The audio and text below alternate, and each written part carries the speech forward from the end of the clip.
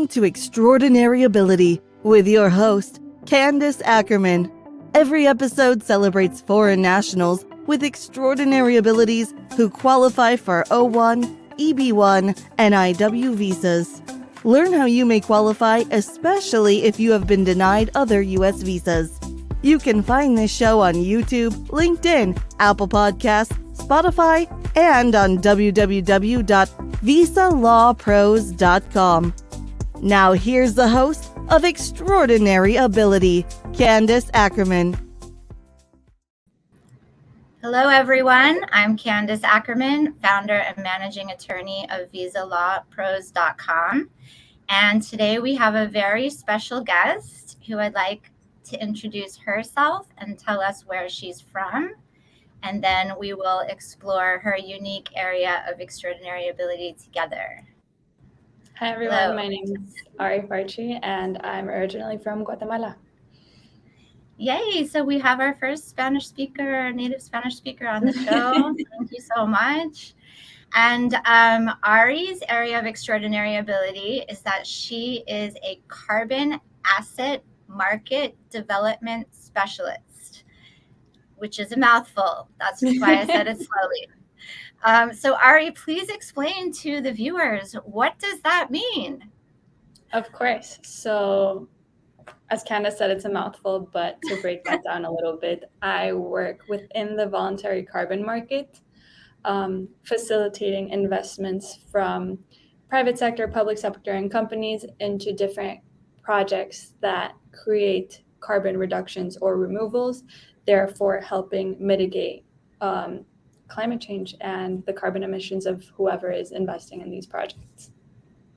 So this is a very trendy area, which is in part why I wanted to have you on the show, just because it's super interesting. Please tell us, before we started working together and discussing the options for you and your case, tell us a little bit about some of the fun projects you did either at home or elsewhere around the world that garnered you the reputation of a specialist in this particular area. Definitely. So I've been working for a while in the sustainability and environmental space. From when I was an undergrad, I did a business degree with a specialization in environmental studies. All of my internships were geared towards sustainability. I even wound up one summer developing a complete carbon reduction plan for one of the companies I interned for, measuring their carbon footprint, calculating where their emissions were coming from, and planning how to reduce them. When I started working in the space of environmental finance, I discovered a fantastic niche in the voluntary carbon market. And what I do in this space is collaborate with developers of carbon projects and buyers of carbon projects to facilitate the investment or purchase of credits. And the type of projects that I work with are very much on an international scale. I work within the US. I work a lot in Latin America. We also work in Southeast Asia and Africa, helping finance climate action through carbon offsets. Amazing. So bottom line, you are super cool, but that is not sufficient to satisfy immigration about your extraordinary ability. There is, a legal standard. Tell us and the viewers, how did it come to be that we work together? How did you find me? What are the circumstances that gave rise to you needing to contact me or wanting to contact me? So after graduating, I had 1 year of OPT, and with my company, they were fantastic. They sponsored me for an H1 visa, but we ended up not getting the lottery. It was a really tough year. Actually, no one I know got the lottery that year. And it was a really scary moment, especially because I just had 1 year of OPT. And the space in which I'm in, there's a lot of work to be done in Guatemala, but I didn't think there were as many opportunities for me at that moment. So I really wanted to stay here and develop myself professionally. And I feel like the rug just got pulled from under me. I was crying in a park with my boyfriend because I was really stressed. And he told me, don't worry. I just heard of an amazing lawyer. Her name's Candice. She does fantastic work, and she can help you find alternative ways to get a work visa that's not the H1 that you're qualified for, that will allow you to continue practicing and developing yourself professionally in the US. And that's how I found Candice. Amazing. So just to fill some people in who may not be so technically in the know about some of these letters that came up, OPT, H, lottery. So OPT stands for optional practical training. When somebody is a graduate from a degree-bearing program in the United States, as incident to the individual's student visa status, oftentimes the individual will apply for and qualify for having 1 year. It's called optional practical training, OPT, wherein you're allowed to be employed with any employer as long as it's in the genre of your field of study. And in fact, you're obligated to be employed within a certain amount of time within your graduation period so that you maintain that F1 student visa OPT status. But after a year, unless you're in a STEM field, which is science, technology, engineering, or mathematics, which you can have OPT, you're eligible to apply for extensions for up to 3 years. If you're not in a STEM field, your OPT period usually lasts 1 year. And during that time, many people try to transition from their F1 OPT status to H1B, which is for people in a specialty occupation where your bachelor's degree is a prerequisite for performing the job duties. And there is a lottery for those who have never held H1B status before, limited to 65,000 spots. And you have to apply for this lottery, register for it now in advance. And if you are not pre-selected to apply for an H1 based on being selected under the lottery system, you cannot then submit an application or petition for H1 status. So you have to wait till the following year, or maybe you feel like the rug is being pulled under you because you don't know what happens next. When your 1 year runs out and you're not STEM, it's like you need to find a way to stay and remain in the United States and work if that's what you're hoping to do. But how do you get from the end of OPT to being able to stay? And so this is a very common scenario that happens a lot because of the limitation of H1B numbers and how few people actually do get selected these days. And so this is a common paradigm that I hear a lot, where I don't necessarily hear about the crying in a park bit, but but they come to me very anxious and nervous and hoping to find a solution. And many times, unbeknown to the individual, there may very well be an alternative option, which is what part of the purpose of this podcast is to showcase people who may not think that they qualify for an O, but turns out that they do.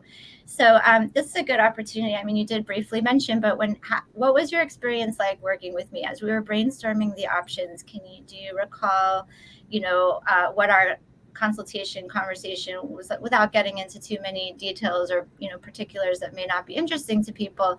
What were some of the highlights in terms of you learning that there might be an option that you didn't think existed before through our conversation? Definitely. So when I first read about the O, it seemed very specialized to like performing artists or people with Emmys and Grammys, which I don't have. But I remember speaking with Candice, and she really walked me through the process of what the requirements are for an O.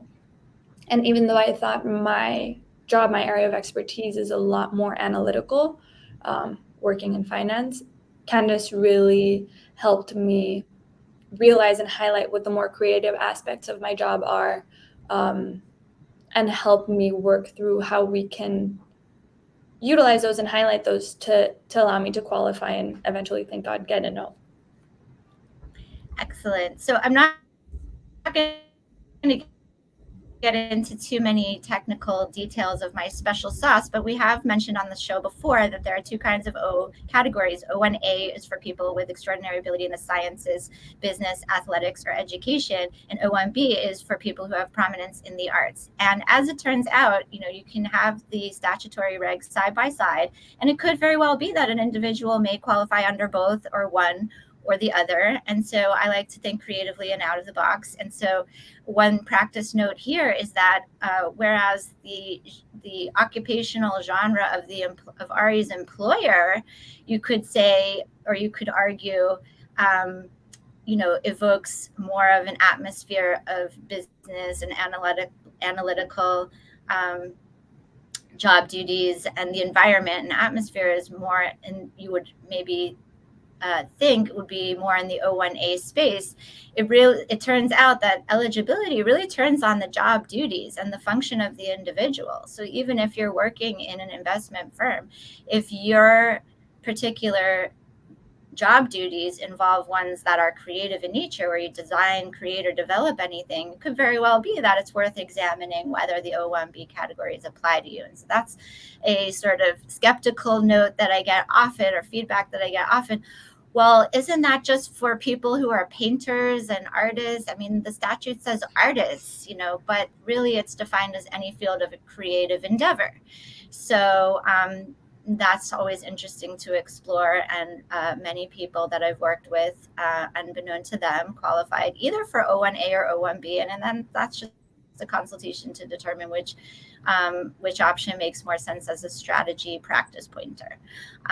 So thank you for sharing that with us, Ari. And tell us a little bit now, perhaps, since we were successful with your case, what are the things that, aside from being able to continue to stay and live and work here, some things that have broadened your professional horizons, or the things that you're hoping or looking to do now that you are comfortably holding O1 status? Definitely. So when I started working here, I was very much focused in the voluntary carbon market. And actually, my company had a very well-developed network within the US covering all different environmental commodities. They're very well established and very well renowned. But when we started tapping into the voluntary market, we expanded, as I mentioned earlier, to operate internationally and to work with all different continents. And since receiving my O1, I've been able to further develop my work and leverage that international expansion to work not only within the voluntary carbon market, but also in international renewable energy certificates, as well as starting to work in renewable fuels in Latin America, which is really exciting. Very good. And would you have any advice other than, telling people to contact me, which is not the aim of this question? Would you have any advice for people who are, coming up on graduating, or they're in their OPT period now and they don't want to go cry in a park, but they want some guidance or consolation from somebody like you who's safely on the other side of their concerns or fears? What kind of advice would you give to people, other students, foreign national students who are perhaps similarly situated to you, and who are, a bit anxious about the process? What kind of advice would you give to these? Definitely. There's always options. So even when it feels like the rug's being pulled out from under you, there's always going to be options. I'm going to say this because I say this to anyone who asks. Candice is fantastic. She really helped present me with all the different options that were available, and we chose the best path forward. There's different visas that you've never heard of. I'd never heard of the O1 that you can apply for. If you're Mexican or Canadian, there's different options there as well. You can always go back to school and study. So it's okay to be anxious, and it's okay to be nervous, but just know that there's options, and give yourself the grace and the time to explore those before you give up. I love that. Very inspiring. And also, it is very case by case. So just because I was successful with many people doesn't necessarily mean that every person has a case. You have to examine each situation anew on the merits. It doesn't have to do with where you're from. I don't believe that the officers at immigration are prejudiced, based on any nationality. It doesn't matter where you are from or what you've studied necessarily, as to whether or not you meet the criteria either for O1A or O1B.